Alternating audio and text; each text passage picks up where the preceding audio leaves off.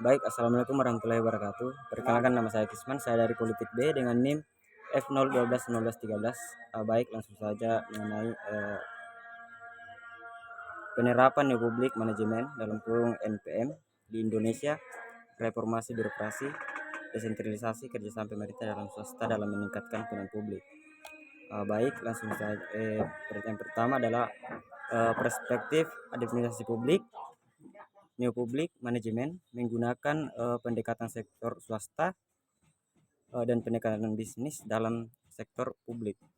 Selain berbasis pada teori pilihan publik, digunakan intelektual pada perspektif ini berasal dari publik politik terus dalam kurung kebijakan publik dan analisis aliran kebijakan publik dalam beberapa dekade belum ini memiliki akar yang cukup dalam ekonomi. Nah, sehingga analisis kebijakan dan para ahli yang mengikuti evaluasi kebijakan terlatih dengan market kontimis.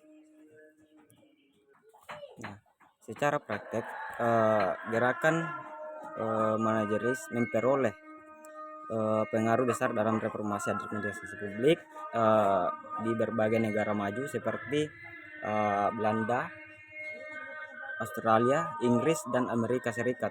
Di Inggris, reformasi administrasi publik dijalankan sejak masa PM Margaret Thatcher. Nah, dukungan intelektual yang gerakan ini di Inggris tampak dari karya Emmanuel Saf 2000. Baik, adapun prinsip-prinsip Reichardt atas nama kepentingan umum atau kepentingan publik. Yang pertama, dalam banyak sistem tidak ada pemisahan yang jelas antar kebijakan dan administrasi, baik dalam hal proses pengambilan keputusan atau peran masing-masing administrator dan politisi. Kemudian yang kedua, proses pengambilan keputusan sesuai dengan aturan rasionalitas, teknis, dan ekonomi. Dipengaruhi dan bentuk oleh proses konflik, ada negosiasi dan pertukaran arah kepentingan, baik internal maupun eksternal yang beroperasi negara. Kemudian yang ketiga, hierarki dan sentralisasi menggunakan secara formal kepatuhan terhadap peraturan dan prosedur sehingga menimbulkan masalah birokrasi atau patologi birokrasi seperti keterlambatan, tidak fleksibel.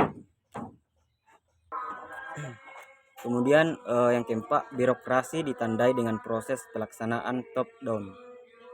Kemudian yang kelima, berbagai hal dalam sistem modern administrasi negara baik secara internal maupun dengan organisasi internal dan kepentingan. Nah, begitu luas bahwa ini menghasilkan tingkat kompleksitas jauh lebih besar. Nah, oleh karena itu organisasi sektor publik harus serius mendorong kontribusi pegawai pada manajemen, di mana pegawai dalam satuan tugas dengan tiga tujuan perubahan. Yang pertama, untuk membangun keterlibatan dan keberdayaan. Yang kedua, untuk mendorong ide-ide baru dan untuk menciptakan suatu lingkungan di mana pegawai dapat mewujudkan tujuan pribadi mereka dan mengembangkan keterlibatan dan kemampuan mereka. Nah, adapun karakteristik New Public Management dalam kurung NPM, sebuah sistem manajemen kinerja NPM di sektor publik meliputi 7 karakteristik, yaitu pengembangan rencana strategis yang terkait dengan proses perencanaan organisasi tahunan. Yang kedua, mendefinisikan dan menetapkan tujuan-tujuan organisasi dan individu dan tujuan secara tahunan. Ketiga, pengembangan indikator kinerja pribadi dan organisasi. Keempat, pengembangan dan implementasi berangka perencanaan organisasi yang komprehensif.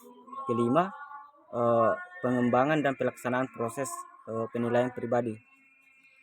Enam, menghubungkan strategi dan tujuan organisasi dengan